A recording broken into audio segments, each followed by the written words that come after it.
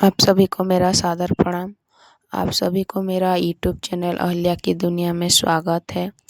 आज हम गुप्त नवरात्रि की 5वां दिन की कथा सुनेंगे, माँ छिन्नमस्ता की कथा। इस कथा को भक्तजन अंत तक जरूर सुनिएगा, तब आपको समझ में आएगा और कथा को बीच में नहीं छोड़ते हैं। चलिए कथा शुरू करते हैं। गुप्त नवरात्रि में 10 महाविद्याओं की उपासना का विशेष महत्व होता है। पंचमी तिथि को माँ छिन्नमस्ता, जो कि पंचम महाविद्या है, की पूजा की जाती है। माँ छिन्नमस्ता का स्वरूप अत्यंत रहस्यमय, उग्र और अद्भुत है। वो त्याग, आत्म बलिदान, शक्ति और परम ज्ञान की देवी मानी जाती है। गुप्त नवरात्रि में उनकी साधना गुप्त रूप से पुण्य, संयम और शुद्ध मन से की जाती है। प्राचीन काल की कथा है कि एक दिन माँ पार्वती अपने 2 योगिनी गणों डाकिनी और बन्निनी को साथ मंदाकिनी नदी के तट पर स्नान करने गई। स्नान के उपरांत उनके दोनों गणों की तीव्र भूख लगने लगी।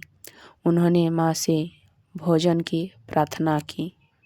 माँ पार्वती ने उन्हें थोड़ी प्रतीक्षा करने को कहा, परंतु भूख असहनीय था और दोनों को अत्यंत व्याकुल हो उठी। अपने गणों की पीड़ा देखकर माँ पार्वती करुणा से भर गई। उसी क्षण उन्होंने अपने हाथ में धारण किए खड्ग से अपना ही शीश काट लिया। उनके कंठ से 3 रक्त धाराएं प्रभावित हुई। पहली धारा स्वयं माँ ने ग्रहण की, दूसरी डाकिनी ने और तीसरी बन्ननी ने।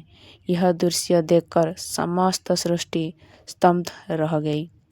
ये अद्भुत लीला से माँ ने यह संदेश दिया कि सच्ची शक्ति वही है जो दूसरे के कल्याण के लिए स्वयं का त्याग कर सके।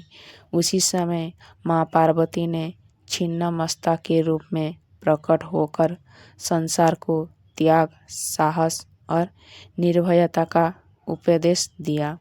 कहा जाता है कि एक सिद्ध साधक ने गुप्त नवरात्रि की पंचमी को माँ छिन्नमस्ता की कठिन साधना आरंभ की। उसने पूर्ण ब्रह्मचर्य, मौन और गुप्त जप के साथ माँ का ध्यान किया। साधना के दौरान उनके भय और बाधाएं उत्पन्न हुई, परंतु साधक अपने लक्ष्य से विचलित नहीं हुआ। पंचमी की रात्रि माँ छिन्नमस्ता साधक के सक्षम प्रकट हुई। उन्होंने साधक से वर मांगने को कहा। साधक ने विनम्रतापूर्वक कहा कि वो सांसारिक सुख नहीं, बल्कि अज्ञान, भय और अहंकार के नाश की कामना करता है। माँ की साधक की भावना से प्रसन्न हुई और उसे आत्मज्ञान का वरदान दिया। साधक सत्य का बोध हुआ और वो मोक्ष का मार्ग पर अग्रसर हुआ।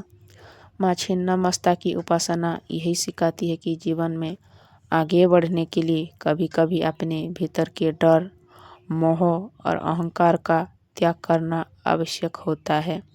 गुप्त नवरात्रि की पंचमी को श्रद्धा और संयम से की गई उनकी पूजा साधक को निर्भय, शक्तिशाली और आत्मिक रूप से उन्नत बनाती है।